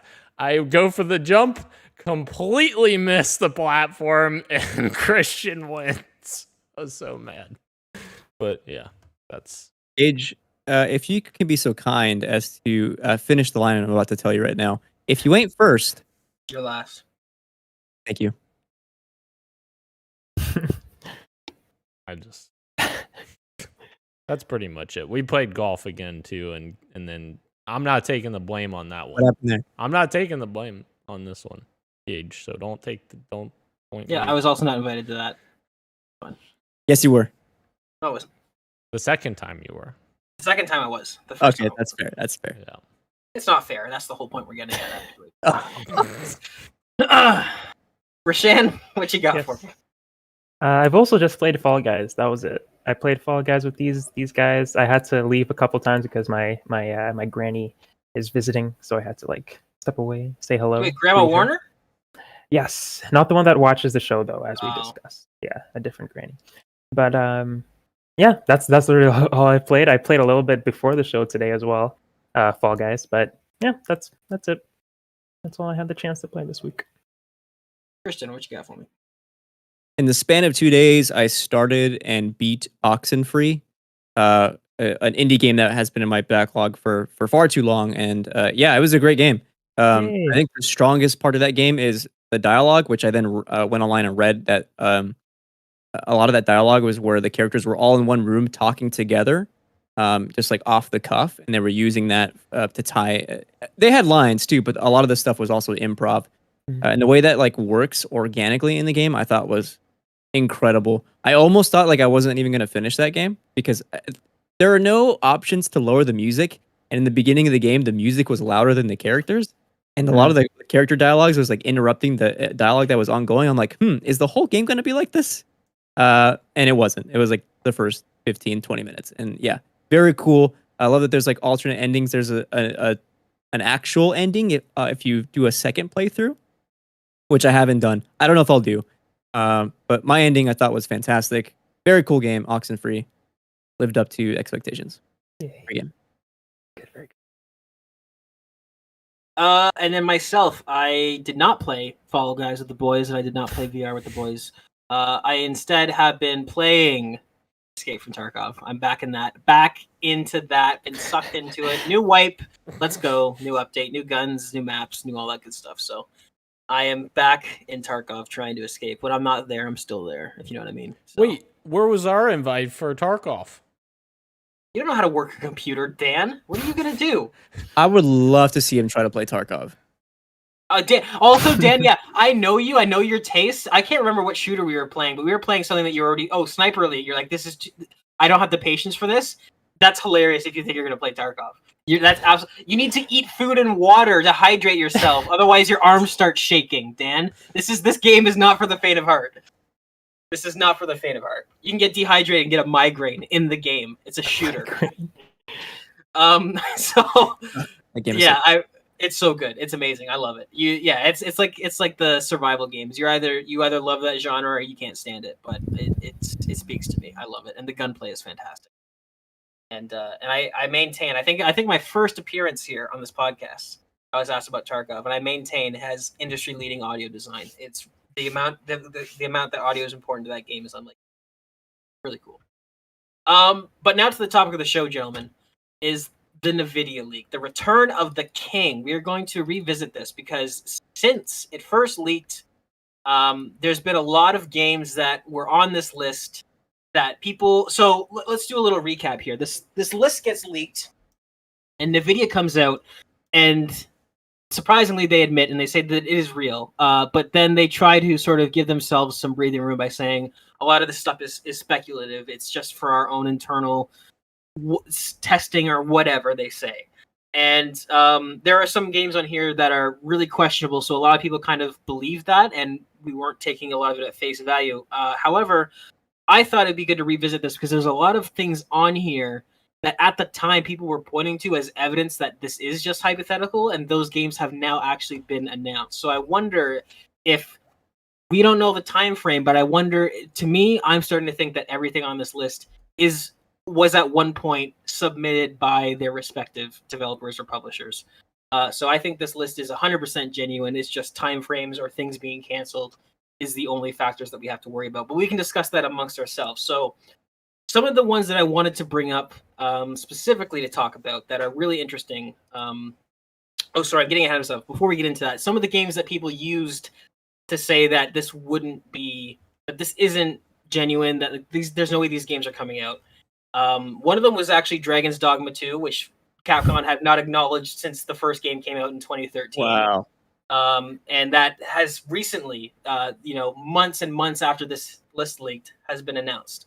I was hoping, Christian, maybe you know about this because you're a big Metal Gear Solid guy. I was trying to find the tweets, but there's been some murmurs about Metal Gear Solid 2 and 3 HD. I think it was one of the developers that worked on those games made a comment, and then it started getting picked up that people were saying. Did you see that, Christian?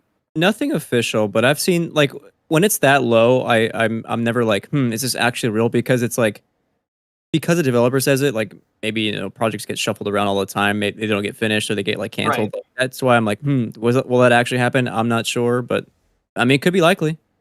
Right. So I didn't link that, but I could have sworn I saw on my feed sometime recently that one of the developers that worked on Metal Gear Solid 2 or 3 was responding to a fan and mentioned something about like, oh, if you like those games, just wait, like something like that, where it's kind of like off the cuff, but it's like, oh, interesting. But that was one that people saw and they're like, oh, there's no way that's coming out. Crysis 4. There's one more that I wanted to take a look here. Oh, Chrono Cross Remaster out of nowhere. People thought that wasn't big enough. That wasn't on the priority list. That's been recently announced. That is real. So with all that being said, I wanted to take a look at some of the more out there ones that we also thought there's no chance of happening, and now relook at them and go, well, shit, is this possible? Are these things being sort of kept under wraps? So first, I'm going to list off all of them, and then we can talk about them as we want to, because some of them we might not have anything to say about. Halo 5 Guardians is the only Halo game that's not been ported to PC. Obviously, Dan and I will have more to say about that than everyone else here. The BioShock RTX remaster / BioShock 4, which is listed as BioShock 2022. Now, again, if this was submitted a year ago, 2 years ago, 3 years ago, that could have been their original target date. I don't think that because it doesn't come out means that it's not real. I think that's what we're starting to see with this list. Titanfall 3, which is, I think, probably the most interesting one on this list to talk about. Half-Life 2 Remastered, Metal Gear Solid 2 and 3 HD, which, like you were saying earlier in the show, people want those games more widely available, right? So I think that'd be a no-brainer to do. City Skylines 2. Dan, you played City Skylines, right? You're a big fan of that one? I love City Skylines. And then Moss on Steam, which currently is a PlayStation exclusive on PSVR. So that one specifically, because when so this is a great example. Moss on Steam, when this GeForce leak happened, PlayStation was just starting to put their toes in the water. I think they had Horizon and Days Gone on PC, and that was it. Because God of War was actually leaked from this list as well. So seeing Moss on here, now that we've seen that PlayStation is in fact committing to PC, like I feel like Moss is totally possible to bring over to Steam VR. The biggest thing for me about this that's really interesting is the fact that there's any kind of resources working on bringing a PSVR game to any other console. That seeing this come to like if it does come to Steam, would mean not only is it coming to PC, which is great. It's a PlayStation VR game, phenomenal that they're reporting over VR games as well. But also mean that maybe there's also resources being made by Sony to bring more PSVR games to PSVR 2, because as of right now, we don't know if they're backwards compatible or not. And if the NVIDIA leak seems to be true, I mean, where there's smoke, there's fire, right? A lot of this stuff has been true. Maybe a lot of it is a little bit outdated and stuff has shifted, but it's still like we can base kind of decisions on it. That could mean like a lot of games are coming to PSVR 2 as well, and that's I did not know about that. That's pretty awesome. I think you're onto something there too, because if they're bringing PSVR 1 games to PSVR 2 to sort of entice and sort of just bolster that library, right? This could, like you're saying, actually, this could indicate that the PSVR 2 is sort of more, it shares more DNA with PC VR kits, where it's like, if you can bring Moss to Steam, does that mean that you can bring Half-Life Alyx to PSVR, right? That does open up a huge can of worms. Now, something that I want to bring up when I'm talking about the timeline and why I think this list is 100% accurate at one point is that one of the things on here was the unnamed Hangar 13 game, which was a superhero game that got canceled. Now, that game got canceled months and months and months ago, so that's why I think this list, in whatever shape it was, it may be a list from 2019, 2018, something like that, right? So I want to throw it out there again. I really think this list is legitimate. Things may have changed from when this list was originally put into the database, not leaked, but put into the database, and now. But there's a couple of things on there that kind of lead to that. Dan, I want to talk to you about Halo 5 Guardians. It is kind of weird because if you're somebody who plays MCC and then jumps into Infinite, you are missing a critical piece of story. Obviously, it is the Halo game that's kind of like, when it comes to the campaign, the worst received. Halo fans are, typically pretty down on it. But still, if you're coming into Halo Infinite, it was always strange to me that if you're a PC guy who's never touched a console, you are missing a crucial piece of the story. So to me, it's kind of a no-brainer. I'm surprised they haven't done it yet, but what do you think? They've said no, but do you think that maybe they are kind of planning to bring it once Halo Infinite is maybe back on its feet? Yeah, and it's interesting because Bungie did the same thing back in the day, because they were, well, not Bungie specifically because they didn't do the PC ports, but Halo CE and Halo 2 came to PC later on from Gearbox. They actually ported it to PC, but Halo 3 never came to PC. So it's like people were always like, how do I finish the fight? I can't finish the fight because it never came. Right. It's kind of, like that situation now, but obviously now Master Chief Collection brought Halo 3 to PC, but I do think it makes a lot of sense for them to do Halo 5 in Master Chief Collection. They could even do it as like a $5 thing, like they did with ODST and Reach as well. DLC add-on. Yeah, just do something like that, and just do the campaign, or if you can't get the multiplayer to work, because I know that was one of the talking points from community managers from 343 talking about this, was it would be a bit of a undertaking to get Halo 5's content into Master Chief Collection, because A, Halo 5 was a 100 gig game itself, and B, the way that Halo 5 has all of its armor cores and everything, like the way you set up your Spartan in Halo 5 is very different than previous Halo games. So it might be a little bit of a challenge for them to do multiplayer. That's the only reason why I would doubt multiplayer would come ever, even though that's the best part of Halo 5, arguably. But the campaign, I could see it happening at some point, maybe. I don't know. Be interesting. Or again, maybe this is one that they don't bring to MCC and they just bring it as a straight port, right? Because like you said, it conflicts so much with how the other games are set up. Very true. But yeah, it is a glaring omission in the franchise. You now have every Halo game there except for that. And while it's not the most beloved one, it is crucial, right? Like that's the interesting part. Christian? Actually, no, never mind. If we're still in Halo 5, I want to keep it there. No, we're moving on. Unless you have something to say. Not about Halo, about a different game on here. Okay, yeah, go ahead. Start up. I'm really curious if, from the NVIDIA leak, Titanfall 3 is now the game that has turned into the Apex Legends universe game. That's what I was thinking. Yeah. which we know Apex Legends universe is the Titanfall universe. So, and it is a single player, shooter based game. Yeah, I'm very curious. I'm curious about that too. Now, here's my thing with Titanfall 3. I don't want to have false hope, and I definitely have. I'm making sure I'm not on that hopium. You know what I mean? But here's the thing: Vince Zampella did make a tweet like 2 years ago now, where somebody was saying like, "What about Titanfall 3?" And he was like, "Don't worry, we're gonna have something to show about the Titanfall, about the T word very soon." Yeah, Nothing ever came of that.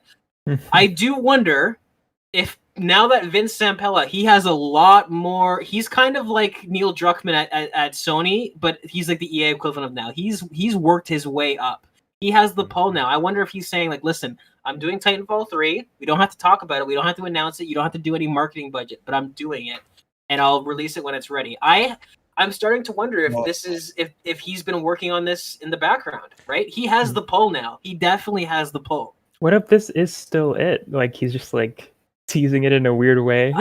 Maybe. I feel like that'd be such a disrespectful thing to advertise it as something in the Apex Legends. Right, yeah. When Apex was announced, they said this is a battle royale in the Titanfall universe. Yeah. So it would be so disrespectful if they did that. But yeah, that totally could be what they're doing. You know, I have two people that could have asked Vince Zampella in December that were literally a couple of feet away from him whether we were getting Titanfall, but it was the two worst people to be in that situation because we didn't say anything to anyone. Are you referring to me and you? Yes. Hey, hold on. Was it not scary being amidst all those developers? Yes.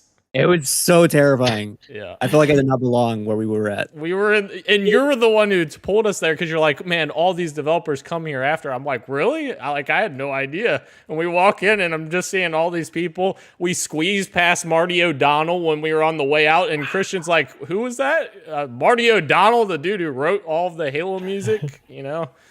I would have went in there like a bulldog and been like, Vince, where's Titanfall, man? I wish I was there. I really wish I was there. I would have. No it's shame. Like, Jeff, security? Jeff, yeah. I've got a disgruntled, small, 5'7" man yelling at me in the lobby. Oh Are we the same? Are we the same? Short Kings rise up. Let's go. Technically, I'm 5'8", but no. Sure. Yeah. No, technically, I'm 5'8" too. Yeah. I just went to the doctor. It said 5'8". Yeah, me too. I get it.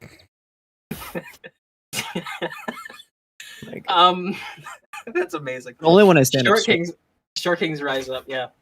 So Titanfall 3. I mean, what's the 5 check? I'm not gonna bet on it, but I think again, if Vince wanted to, if that was his passion project, which it seems like it was, I think that now over the past year or so, he has the pull at EA to sort of say like, listen, you want me to keep giving you this golden goose? I want something in return. I want Titanfall back.